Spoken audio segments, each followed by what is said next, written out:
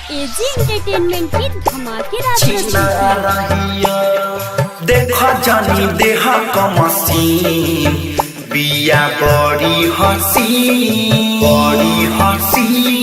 देखा जानी देहा कमसीन बिया बड़ी हसी कूदला खायल खेला रहियो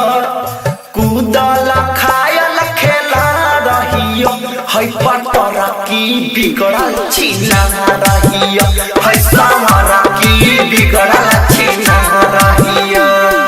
देखा जानी देहा कमसीन बिया बड़ी हसी देखा जानी देहा कमसीन बिया बड़ी हसी कूदला खायल खेला रहियो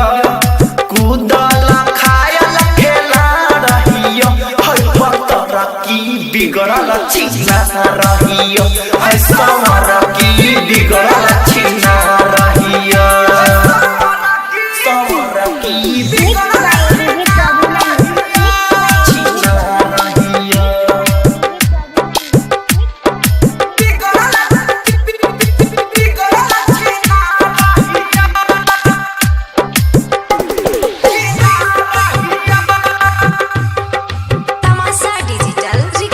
स्टूडियो लखौरा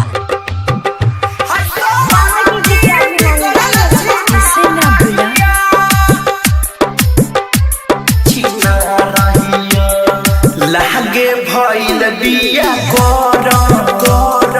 सोलही के लेके जवानी सोलही के लेके जवानी रे भाई लहगे भइल बिया गरम सोलही के लेके जवानी कौनो तबा चूसा ले उठवा से उठवा के पानी बाटे देले बिया दिल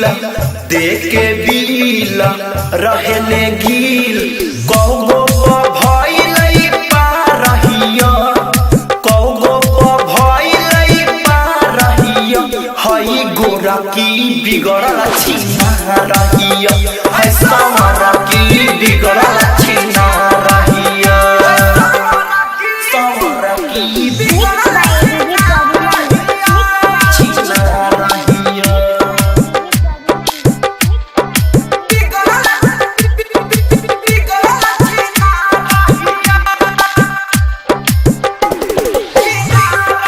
आप सुन रहे हैं एजी एंटरटेनमेंट की धमाकेदार प्रस्तुति।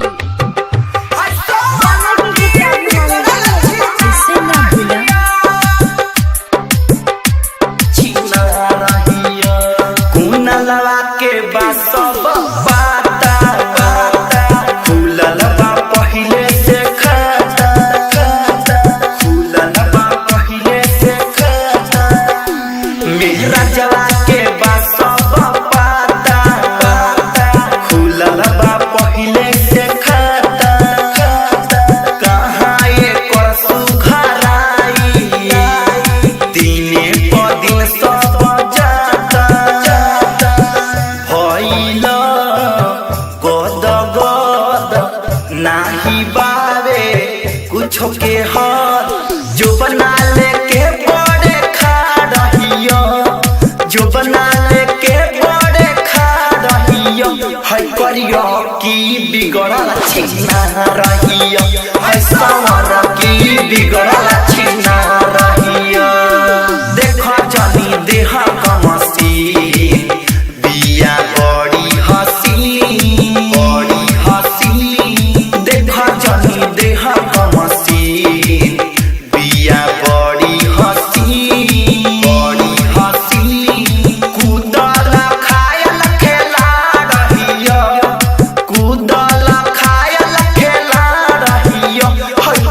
सवर की बिगड़ल छिना रहियो है सवर की बिगड़ल छिना रहियो। तमाशा डिजिटल रिकॉर्डिंग स्टूडियो लखौरा।